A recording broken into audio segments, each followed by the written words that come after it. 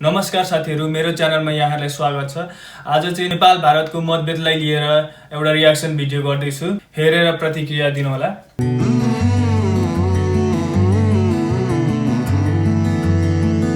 तपाईहरू yes च्यानलमा पहिलो पटक हुनुहुन्छ भने सब्स्क्राइब गर्न नबिर्सिनुहोला, साथै छेउैमा रहेको बेल आइकन दबाउन नबिर्सिनुहोला।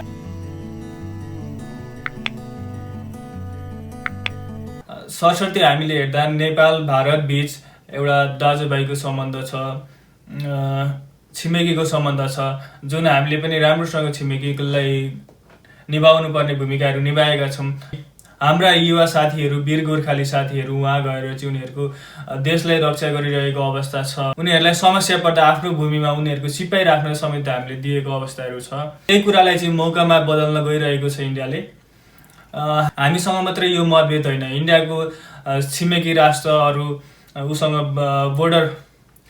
नजिकै बोर्डर भएका अन्य राष्ट्रसँग पनि यो मतभेद चाहिँ पहिलादेखि रहेको छ।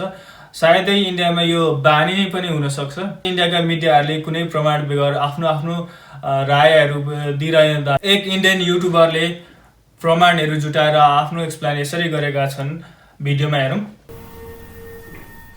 ये कंट्रोवर्सी आज से कुछ दिन पहले इंडियन मीडिया में आई जब नेपाल ने अपने देश का एक नया नक्शा निकाला, अपनी कंट्री का एक नया मैप निकाला और एक ऐसा एरिया अपने मैप में इंक्लूड किया इन्होंने नेपाल के अंदर जो पिछले मैप्स में नहीं किया था, जो एरिया एक्चुअली में आज के दिन इंडिया के कंट्रोल में है। कौन सा एरिया है एग्जैक्टली आप इनका नया मैप देखेंगे तो जो नॉर्थ वेस्ट टिप है नेपाल की, एक ट्रायंगुलर सा एरिया बाहर आ रहा है, ये वो डिस्प्यूटेड एरिया है। ये एरिया दोस्तों एक्चुअली में ईस्टर्न मोस्ट टिप है उत्तराखंड की। क्या है इस एरिया में? ये अराउंड 300 स्क्वायर किलोमीटर का एरिया है और जो नॉर्थ मोस्ट गांव कह सकते हो, जगह कह सकते हो है, वो है लिम्पियाधुरा। इसमें जो साउथ ईस्टर्न पार्ट है इसका वो है लीपू लेक पास, और साउथ वेस्ट पे गुंजी आता है और काला पानी है इसके साउथ में। तो इन तीन जगहों के बेसिस पे इस एरिया को डिफाइन किया गया है, लिम्पियाधुरा, लीपू लेक और काला पानी। नेपाल का मानना है कि ये एरिया राइटफुली नेपाल को बिलोंग करता है और इंडिया का मानना है कि ऑब्वियसली ये एरिया इंडिया का है। इससे पहले हम इस सवाल पर जाएं कि कौन यहां पर सही है, क्या इस जमीन की हिस्ट्री है, पहले मैं आपको बताना चाहूंगा कि इस कंट्रोवर्सी की शुरुआत एक्चुअली में 2 इवेंट से हुई थी, जो करीब आज से 6 महीने पहले हुए थे। पहला इवेंट था नवंबर 2019 को कि मोदी सरकार ने एक नया मैप रिलीज किया इंडिया का, जिसमें जो काला पानी का रीजन था वो इंडिया के अंदर माना, जिससे नेपाल की गवर्नमेंट खुश नहीं हुई। और दूसरा इवेंट है 8 मई 2020 का, जब इंडिया के डिफेंस मिनिस्टर ने एक नई रोड इनॉग्रेट करी, करीब 80 किलोमीटर की रोड जो इंडिया नेपाल के बॉर्डर के साथ साथ जाती है और इस डिस्प्यूटेड एरिया से गुजरती हुई लीपू लेक तक पहुंचाती है। इस रोड का पर्पस बताया गया था कि कैलाश मानसरोवर यात्रा में जाने वाले लोगों को मदद मिलेगी, क्योंकि ये जो डिस्प्यूटेड एरिया है इसके ऊपर है तिब्बत, जहां पे कैलाश मानसरोवर है। इस रोड के बनने से पहले जो कैलाश मानसरोवर पर यात्री जाते थे उन्हें सिक्किम से होकर जाना पड़ता था, 5 दिन की ट्रैक होती थी। इस रोड के बनने के बाद ये गाड़ी से इस चाइना के बॉर्डर तक पहुंच जाएंगे और उसके बाद सिर्फ 2 दिन की ही ट्रैक होगी। इस रोड के इनॉग्रेट होने के बाद नेपाल सरकार इससे बहुत नाराज हुई, क्योंकि इनका मानना था ये लीपू लेक पास नेपाल के अंडर आता है, और इनका यह भी मानना था कि अगर इंडिया को रोड बनानी ही थी यहां पर तो नेपाल के साथ बैठकर बात करनी चाहिए थी, एग्रीमेंट करनी चाहिए थी ये करने से पहले। इसके रिस्पॉन्स पे इंडिया की मिनिस्ट्री ऑफ एक्सटर्नल अफेयर्स ने कहा कि ये जो एरिया है ये completely with in the territory of India आता है और इसलिए हमने नेपाल से कोई बात नहीं करी, हमने अपनी कंट्री के अंदर रोड बनाई है, इसकी जरूरत नहीं थी। लेकिन हालत बद से बदतर हो गई जब नेपाल में इसको लेकर प्रोटेस्ट होने लगे। 15 मई को इंडियन आर्मी चीफ ने कहा कि नेपाल में जो प्रोटेस्ट हो रहे हैं उसके पीछे चाइना का हाथ है। नेपाल में और गुस्सा हो गए इसको लेकर लोग, और फिर नेपाल की सरकार ने अपना ये नया मैप निकाला जिसको लेकर ये पूरा डिस्प्यूट सामने आया। तो सवाल ये उठता है यहां पर कि ये डिस्प्यूटेड रीजन एक्चुअली में डिस्प्यूटेड क्यों है और राइटफुली किस कंट्री को ये बिलोंग करता है। आइए इसकी हिस्ट्री देखते हैं। पहले हमारी कहानी शुरू होती है आज से करीब 200 साल पहले 1800s में, जब इंडिया पर ब्रिटिश राज था। ब्रिटिशर्स ट्राई कर रहे थे नेपाल की तरफ एक्सपैंड करने की, और नेपाल में उस वक्त एक किंगडम था, किंगडम ऑफ गोरखा। ब्रिटिशर्स के बीच में और नेपाल के किंगडम के बीच में लड़ाई हुई, जिसको कहा जाता है एंग्लो नेपालीज वॉर ऑफ 1814। 2 साल तक ये लड़ाई चली, 1816 तक, जिसके बाद एक ट्रीटी साइन करी, ट्रीटी ऑफ सुगौली, ये डिसाइड करने के लिए कि ब्रिटिशर्स कितने एरिया को कंट्रोल करेंगे और नेपाल का जो किंगडम है वो कितने एरिया को कंट्रोल करेगा, कितना एरिया दोनों कंट्रीज को मिलेगा उस वक्त। ट्रीटी ऑफ सुगौली के अकॉर्डिंग नेपाल ने अपना सिक्किम और दार्जिलिंग वाला एरिया लूज कर दिया, वो एरिया ब्रिटिशर्स के पास चला गया, और जो नेपाल का खुद का किंगडम था उसे डिफाइन करने के लिए 2 नदियों का इस्तेमाल किया गया। नेपाल की जो वेस्टर्न बाउंड्री होगी वो महाकाली रिवर के अकॉर्डिंग होगी, और जो ईस्टर्न बाउंड्री होगी वो मेची रिवर के अकॉर्डिंग होगी। आज के दिन भी दोस्तों अगर आप नेपाल और इंडिया की वेस्टर्न और ईस्टर्न बाउंड्री देखेंगे क्या है, तो वो इन दोनों नदियों के अकॉर्डिंग ही डिफाइन करी गई है। नदी के साथ साथ नेपाल और इंडिया का बॉर्डर चलता है। अब प्रॉब्लम आती है नेपाल के वेस्टर्न बॉर्डर पे। अगर आप इस महाकाली नदी के अकॉर्डिंग चलते रहते हो तो मैं आपको मैप खोलकर दिखाता हूं, ज्यादा अच्छे से समझ में आएगा आपको। ये उत्तराखंड है और ये नेपाल है। एप्पल मैप्स में बाउंड्रीज को इस रेड लाइन से डिफाइन किया गया है। अगर मैं जूम इन करता हूं तो आप देखेंगे ये रेड लाइन नदी के अकॉर्डिंग चलने लग रही है। इससे देख सकते हो आप कि कैसे पूरा का पूरा इंडिया नेपाल का बॉर्डर इस नदी के अकॉर्डिंग डिफाइन किया गया। अब मैं ऊपर जा रहा हूं इस नदी में, तो आप देखेंगे ये नदी चले जा रही है, लेकिन प्रॉब्लम आती है यहां पर ये नदी दो में बट जाती है। एक्चुअली दो में बटना सही नहीं होगा, ये एक्चुअली में मैं अपस्ट्रीम जाने लग रहा हूं, तो दो सोर्सेस से नदी आने लग रही है। कौन से सोर्स को यहां पर चूज किया जाए बॉर्डर डिफाइन करने के लिए? अगर आप जूम इन करके देखेंगे यहां पर, तो इनमें से एक सोर्स क्लियरली प्रॉपर नदी जैसा दिख रहा है और दूसरे वाला पतली सी नदी दिख रहा है। तो कॉमन सेंस तो यही कहता है कि मोटे वाले को यहां पर यूज कर लो बॉर्डर डिफाइन करने के लिए, क्योंकि वो वाली प्रॉपर नदी है यहां पर। तो शुरुआत में दोस्तों ब्रिटिशर्स ने भी यही किया। ये जो मोटे वाला पार्ट है नदी का, जो वेस्ट वाला पार्ट है, उससे बॉर्डर डिफाइन किया। तो ब्रिटिशर्स ने जो मैप्स बनाए अपने, उसमें इस वेस्ट वाली नदी को ही यूज किया गया बॉर्डर डिफाइन करने के लिए, और नेपाल को ये एक्स्ट्रा रीजन मिल गया। ये जो मैप आप स्क्रीन पर देख रहे हैं ब्रिटिशर्स के द्वारा बनाया गया मैप है 1827 का, और इस मैप में ब्रिटिशर्स ने वेस्ट वाली नदी को चूज किया बॉर्डर डिफाइन करने के लिए। यानी ये जो एक्स्ट्रा ट्रायंगुलर पार्ट है जिसके बारे में आज कंट्रोवर्सी चल रही है, ये नेपाल किंगडम के पास गया। लेकिन कहानी इतनी सिंपल नहीं है। कुछ सालों बाद ब्रिटिशर्स ने रियलाइज किया कि जो एक्स्ट्रा पीस ऑफ लैंड हमने नेपाल किंगडम को दे दिया है, इसकी काफी जरूरत है, हमें काफी स्ट्रैटेजिक इंपॉर्टेंस है इस पीस ऑफ लैंड की, क्योंकि चाइना के साथ ट्रेड करते वक्त ये काम आएगा। तो बड़ी चालाकी से कुछ 30-40 सालों बाद 1860s में ब्रिटिशर्स ने अचानक से अपना नक्शा बदल डाला। अपने मैप्स में वो ईस्ट साइड वाली रिवर को एज अ बाउंड्री बताने लग गए एकदम से। तो ये जो 1865 का आप एक मैप देख सकते हैं हम स्क्रीन पर, इस मैप में दोस्तों ब्रिटिशर्स ने ईस्ट साइड वाली नदी को यूज किया as a boundary between British India and kingdom of Nepal. उस वक्त दोस्तों किंगडम ऑफ नेपाल को इस चीज से कोई प्रॉब्लम नहीं हुई, क्योंकि ये छोटा सा लैंड था और नेपाल के पर्सपेक्टिव से ये ज्यादा यूज का नहीं था। इसमें ना के बराबर लोग रहते थे, बहुत डिफिकल्ट टेरेन था, और सिर्फ एक रास्ता गुजरता था इससे, जो पिलग्रिमेज रूट था कैलाश मानसरोवर तक जाने के लिए। तो नेपाल ने सोचा जाने दो, कुछ फर्क नहीं पड़ रहा हमें, ब्रिटिशर्स कंट्रोल कर सकते हैं इसे।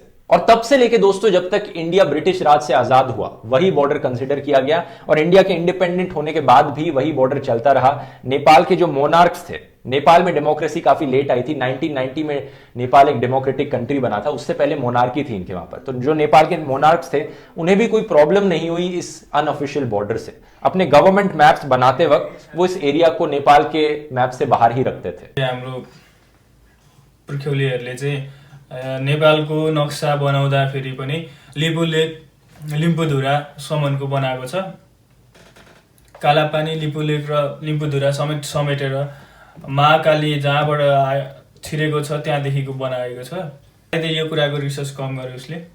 1960s में जब इंडिया चाइना के बीच में तनाव बढ़ने लग रहा था, इंडिया चाइना की वॉर भी हुई थी, तब इंडियन आर्मी ने इस एरिया में मिलिट्री पोस्ट खड़ी करी।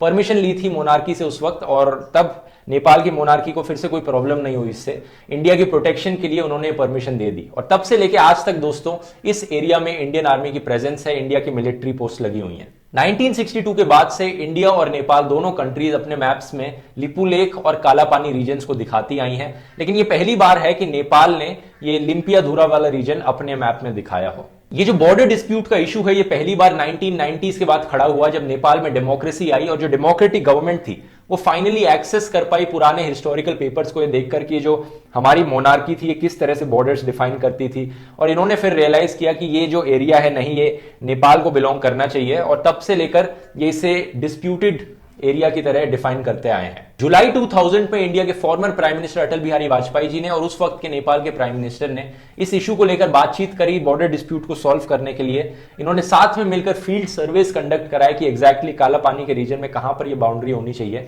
लेकिन ये एग्रीमेंट दोस्तों बीच में अटक गई जब इंडिया ने रिफ्यूज कर दिया कि वहां से इंडियन आर्मी की प्रेजेंस हटाएंगे, तो ये बातचीत आगे नहीं बढ़ पाई थी। मई 2015 में इंडिया और चाइना ने एक ट्रेड एग्रीमेंट साइन करी कि वो लिपुलेक पास को as a trade route use करेंगे, और ये वो पॉइंट था दोस्तों जहां से इंडिया और नेपाल के रिलेशंस बिगड़ने शुरू हो गए। उस वक्त 2015 में ही नेपाल के जो प्राइम मिनिस्टर थे उन्होंने अपनी नाराजगी दिखाई इस चीज को लेकर और प्रोटेस्ट जताया। उन्होंने कहा था कि ये काला पानी का जो रीजन है ये नेपाल के अंदर आता है। इंडिया चाइना दोनों के अगेंस्ट उन्होंने इस चीज को लेकर प्रोटेस्ट किया। तो सबसे बड़ा सवाल यहां पर यह उठता है कि ये जो डिस्प्यूटेड एरिया है ये किसको राइटफुली बिलोंग करता है, इंडिया को या नेपाल को। इस सवाल को आंसर करने के लिए दोस्तों मैं दोनों साइड्स की आर्ग्यूमेंट प्रेजेंट करूंगा। तो सबसे बड़ा सवाल यहां पर यह उठता है कि ये जो डिस्प्यूटेड एरिया है ये किसको राइटफुली बिलोंग करता है, इंडिया को या नेपाल को। इस सवाल को आंसर करने के लिए दोस्तों मैं दोनों साइड्स की आर्ग्यूमेंट प्रेजेंट करूंगा। नेपाल अपनी तरफ से यह आर्ग्यू करता है कि सुगौली ट्रीटी आखिरी ट्रीटी थी जिसमें दोनों साइड्स एग्रीमेंट में थी, उसके बाद कोई ऐसी ट्रीटी नहीं की गई जिसमें दोनों साइड्स एक दूसरे से एग्री करती हों। इसलिए हम सुगौली ट्रीटी को ही एज अ बेसिस लेकर चलेंगे और उसके बेसिस पर ये जो एरिया है ये हमारा होना चाहिए, क्योंकि उस ट्रीटी में डिफाइन किया गया है कि महाकाली रिवर के अकॉर्डिंग हमारी वेस्टर्न बाउंड्री डिफाइन करी जाएगी। और जहां पर ये रिवर दो में बट रही है उसमें क्लियर दिख रहा है कि बड़ी वाली रिवर महाकाली रिवर है, इसलिए ये एरिया अपने अंडर आता है। अब इंडिया के फेवर में जो आर्ग्यूमेंट है वो ये है कि इतने सालों से नेपाल ने इस चीज को लेकर कुछ नहीं कहा, कब से, दशकों से चली आ रही है ये चीज, 1860s के बाद से यही अनऑफिशियल बाउंड्री यूज करी गई है।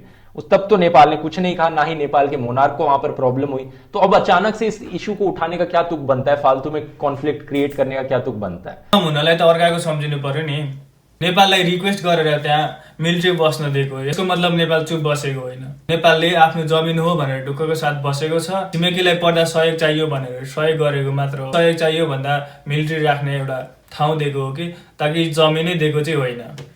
और इसके काउंटर में नेपाल आर्ग्यू कर सकता है कि 1990s के बाद ही नेपाल में डेमोक्रेसी आई है, उससे पहले तो मोनार्क का रूल चल रहा था और मोनार्क अपनी मर्जी चलाता था, जनता की मर्जी कभी नहीं सुनी गई। और मोनार्क का कहना था कि अनऑफिशियल बाउंड्री यूज करी जाएगी, तो हम मोनार्क की क्यों सुने, अब हमारे पास डेमोक्रेसी आई है। और यहां पर इंडिया के फेवर में एक और आर्ग्यूमेंट है कि 1990s के बाद भी जब नेपाल डेमोक्रेटिक बन भी गया था, फिर भी नेपाल ने इतने सालों तक लिम्पिया धुरा वाले रीजन को अपने अंडर नहीं डिक्लेयर किया था। अब एकदम से क्या कर दिया कि अब नया पॉलिटिकल मैप आ गया। तो ये दोनों साइड्स की आर्ग्यूमेंट्स हैं। अब यहां पर मैं आपसे पूछना चाहूंगा, आपको क्या लगता है दोस्तों, आपने पूरी हिस्ट्री सुन ली, आपने दोनों साइड्स की आर्ग्यूमेंट सुन ली, आपके हिसाब से ये जो डिस्प्यूटेड बॉर्डर एरिया है ये किसे राइटफुली बिलोंग करता है, इंडिया को या नेपाल को? आप अपनी राय नीचे कमेंट्स में लिखकर बताइए। और अब पहिलादेखिको हिस्ट्री हेर्ने हो भने, पुरानो म्याप हेर्ने हो भने नेपालको चाहिँ लिम्बू धुरासम्मको म्याप छ। सन्धिमा दिएको सिक्किम दार्जिलिङ भूभागलाई क्लेम गरेको छैन नेपालले, जो नेपालको भनेर चिनिरहेको छ। त्यहाँको बासिन्दाले समेत नेपालको लागि भोट गरेका छन् भनेदेखि यो नेपाल अभियसली नेपाल हुन्छ, पक्कै पनि नेपालको भूभाग हुन्छ। उनीहरूसँग भएको एउटै मात्रै पोइन्ट छ कि नेपालको नक्सामा त्यो चुचुरो पहिला थिएन। पुरानो नेपालको नक्सामा त्यो भूभाग समेटिएको छ र पछिको नेपालको नक्सामा नहुनुको कारण केही राजनीतिक कारणहरू हुन सक्छ। यसमा राम्रो नराम्रो भन्नुपर्ने कुराहरू केही नै छैन। इन्डियन मिडियाहरूले बुझ्नुपर्ने कुरा हो कि उनीहरूका यस्ता विवादास्पद कुराहरू चाहिँ बाहिर लिँदाखेरि आफ्नो प्रमाण साथ बोलेको राम्रो हुन्छ। सबै भिडियो हेरिरहँदा सबै नै प्रमाणहरू नेपालको हो भन्ने छ। ऊ आफू इन्डियन भएको कारणले यो भूभाग इन्डियाको हो भनेर आफ्नो ओपिनियन राख्नु स्वाभाविक हो, तर यो समग्र भिडियो हेरिसक्दा उसले जुटाएको प्रमाणहरू हेर्दाखेरि यो नेपालकै हो। अन्य इन्डियन मिडियाहरूले जसरी नेपालीहरूलाई गाली गरेका छन्, जसरी नेपालको विषयमा बोलेको छ, जसरी चाइनाले नेपाललाई उकास्यो भनेर भनेको छ, यो सरासर गलत छ। यसै पनि उनीहरूले देख्दा हाम्रो सानो देश मात्र देखेको, तर उनीहरूको जमिनलाई रक्षा गर्न हाम्रा सिपाहीहरू, हाम्रो साथीहरू चाहिएको छ, हाम्रा युवाहरू चाहिएको छ। उसले यो भुल्नु हुँदैन कि नेपालले हामीलाई कति सहयोग गरिरहेको छ भन्ने कुरा। नेपालको सहयोगी भावना भएको कारणले छिमेकी मुलुकलाई, हाम्रो जसरी छिमेकी हाम्रो घर गाउँमा चाहिँ एकले अर्काको घरमा जाने, पकाएर खाने त्यो चलन छ, त्यो हिसाबले चाहिँ उसले आफ्नो ठाउँमा नेपालले बस्न दिएको हो। यसको मतलब चाहिँ उनीहरूलाई आफ्नोमा दाबी गर्न, आफ्नो जग्गा बनाउन दिएको होइन। इन्डियन मुलुकका धेरै व्यक्तिहरू नेपालमा आएर आफूले खाएका छन्, त्यो वातावरण बनाइदिएको छ नेपालले। नेपालको पनि भारतमा गएर धेरै मानिसहरू जीविकोपार्जन गरिरहेका छन्। नेपाल भारत बीच एउटा दाजुभाइको जस्तो सम्बन्ध छ, छिमेकीको सम्बन्ध छ। तर यो पनि त होइन नि, म चाहिँ दाजुको घरमा गएर बसेँ या मेरो भाइको घरमा गएर बसेको केही समय पछाडि, 1 महिना पछाडि, 1.5 महिना पछाडि चाहिँ या 1-1.5 वर्ष पछाडि चाहिँ यो आधी घर मेरो हो, यो कोठा मेरो हो भनेर मैले कहिले पनि दाबी गर्न मिल्दैन। त्यो चाहिँ एउटा आश्रय दिएको हो, मलाई प्रोटेक्ट गरेको, मलाई सहयोग गरेको हो, त्यो हिसाबले चाहिँ हामीले सम्झिनुपर्छ। यसको बदला त गुण पो दिने हो, त गुणको बदला गुण दिने हो। यस्तो बेइमान गर्न चाहिँ भारतले मिल्दैन। यो कुराहरूमा हामी जनमासले एकअर्कालाई राम्रो नराम्रो देख्नुभन्दा पनि सरकार मिलेर नेपाल सरकार र भारत सरकार एक आपसमा बसेर यो कुरालाई टुङ्ग्याउन जरुरी छ। अन्त अबदेखि नेपालको लागि यस्ता कुराहरू को इस्यु नल्याउने भनेर भारतले प्रतिज्ञा गर्न आवश्यक छ। त्यसै पनि भारत पहिलेदेखि सीमा विवादमा आइरहेको हो र यसरी नै उसले अन्य देशको भूभागहरूमा चाहिँ आफूले यो समयमा पनि राज गर्न खोज्छ भने यो चाहिँ ऊ आफैमा सकिने प्रयत्न हो। हस्त साथीहरू, धन्यवाद। फेरि नयाँ भिडियोमा भेटौँला।